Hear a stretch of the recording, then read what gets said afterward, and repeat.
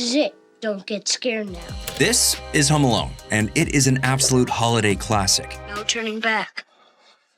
Another Christmas in the trenches. This is Home Alone 2, Lost in New York, and it's slightly less of a holiday classic. And then there's Home Alone 3, 4, The Holiday Heist, and Home Sweet Home Alone, and they might as well not even exist.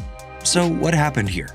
How did this once box office juggernaut fall off a cliff and into this abysmal run of totally forgettable, straight-to-video releases that missed the mark by nearly every metric? This is my house. I have to defend it. The first Home Alone film was a critical and commercial success. The film had a unique and original premise that effectively took the excitement of a big-budget action film and distilled it into a family-friendly comedy about a child protecting his home from two burglars. Home Alone is a great movie. It seamlessly blends humor and heartwarming emotions together with low-budget action set pieces, all while telling an endearing story about the importance of family and home that is accessible to pretty much any viewer of any age. This translated to Home Alone generating $476.7 million at the box office. If you adjust that number for inflation, it'd be the same as grossing over $1 billion by today's box office standards. These are not numbers that get ignored, so of course, a sequel was greenlit almost immediately.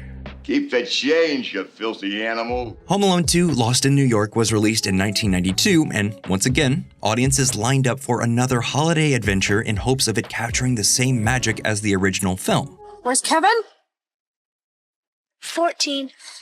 It's a good thing I have my own ticket, just in case you guys try to ditch me. For the most part, Home Alone 2 does a pretty decent job of holding up next to its predecessor. Some might argue that Home Alone 2 is a bit of an unrealistic retread of the original film, but thanks to Macaulay Culkin's magnetically likable personality and uncanny comedic timing, he's able to carry this film to similar heights of success. Merry Christmas, you filthy animal. And a Happy New Year. Sure, the film relies a bit too heavily on recycling old bits to varying degrees of success, but it seems to follow the model of, if it isn't broken, there's no need to fix it. Where the first film spends the inaugural 20 minutes setting up family dynamics, defining relationships, and cementing thematic elements, Home Alone 2 sets up plot devices and gimmicks, while serving up second beats of jokes we have already seen and heightening characters we already know.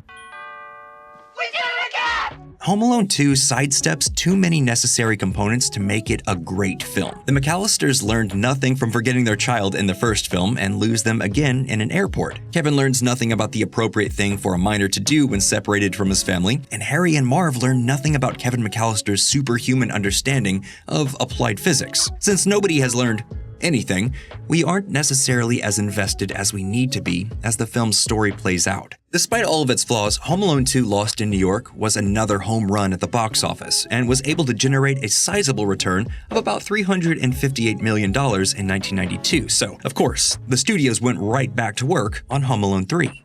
You guys give up, or you're thirsty for more? Macaulay Culkin wasn't returning for a third foray into the world of makeshift home security systems, and the studio had to seek out a child performer who could effectively fill Macaulay Culkin's shoes. Something that just isn't possible. What John McClane is to Die Hard, Kevin McCallister is to Home Alone, and not having him involved in a Home Alone film doesn't make sense.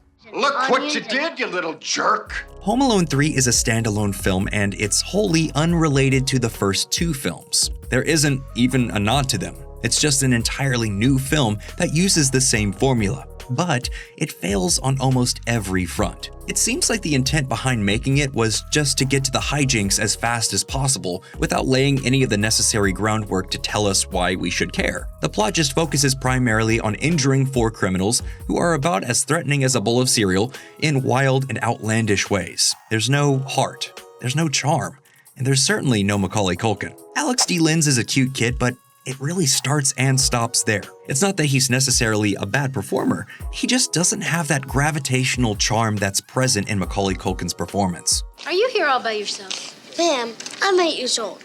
You think I'd be here alone? I don't think so. Home Alone 4 struggled with almost the exact same problems as Home Alone 3, but it adds insult to injury by attempting to effectively reboot the franchise. This film never even hit theaters. It was released as a made-for-TV movie, and it feels lackluster even by those standards. The plot is a convoluted mess. Kevin's family is going through a divorce. His dad has a new girlfriend who is rich. Marv is the primary antagonist, but they recast him with French Stewart. You! Hello, Marv. Long time no see! And it was an even bigger mistake to think that another performer could have stepped into the role of Kevin Mccallister. There's none of that sly, impish wit that we all came to love from Macaulay Culkin's performance. I was making ornaments out of fish hooks. My new fish hooks? I can make ornaments out of the old ones with dry worm guts stuck on them. You would think that after 2 colossal failures that Home Alone would finally rest in peace. But in 2012, Disney tried to breathe new life into the franchise with Home Alone: The Holiday Heist, another made-for-TV movie, and not even the somewhat startling inclusion of a classically trained actor like Malcolm McDowell could save it. We're not a bunch of two-bit bandits. We're not going to be stymied by a slippery walkway. Again, this film runs into the same problem. It tries to take a cute kid, criminals, and pranks and make a movie without doing any labor whatsoever in telling us why we should care. The most recent attempt to revive Home Alone came last year, with Home Sweet Home Alone releasing as a Disney Plus original film. This film ignores the latter 3 films in the series and instead serves as a sequel to the original films. This is evidently supported by the inclusion of Buzz McAllister, who has gone on to become a police officer, and several homes in the area are protected by McAllister Home Security. So the film, at the very least, extends within the same world. When I was a kid, my family went on vacation. We forgot my little brother, Kevin. Twice. Home Sweet Home Alone is better than the latter 3 installments, but that isn't saying much. The villains are an improvement. Ellie Kemper and Rob Delaney bring some established comedic chops into play, and Archie Yates is an incredibly endearing performer who comes into the franchise after a breakout performance in Taika Waititi's Jojo Rabbit. In this film, the narrative gets flipped on its head. Instead of burglars coming in to steal from a family, it's actually the protagonist who steals from the burglars. They're trying to retrieve their stolen property. While there are definitely some fun moments in the film, it plays out more like a highlight reel rather than a cohesive film, but the structure is there. Ooh, that did not sound right. Home Alone was built upon the foundation of thematic elements of togetherness, individuality, and what it means to be part of a family. And instead of embracing those themes, the franchise centered on the elaborate hijinks and comedy to grab the viewer's attention. No offense, but that seems like sort of a dumb thing to do. This is fine if you are a 6-year-old, but it doesn't create a viewing experience that everyone can necessarily enjoy. There's nothing for us to latch on to emotionally, and thus we have no reason to actually care. And without a charismatic performer like Macaulay Culkin in the driver's seat of a primary protagonist, these lackluster scripts never deliver enough charm to keep an ever-evolving movie-going audience engaged. Without a true sequel featuring an adult Kevin Mccallister played by Macaulay Culkin, the franchise will continue to run into the same problems hand over fist. That's it for this one, folks. Be sure to like and subscribe if you haven't done so already. You might see some links floating around in the player window here. Feel free to click on those if you haven't done so already. And thanks for watching Nerdstalgic.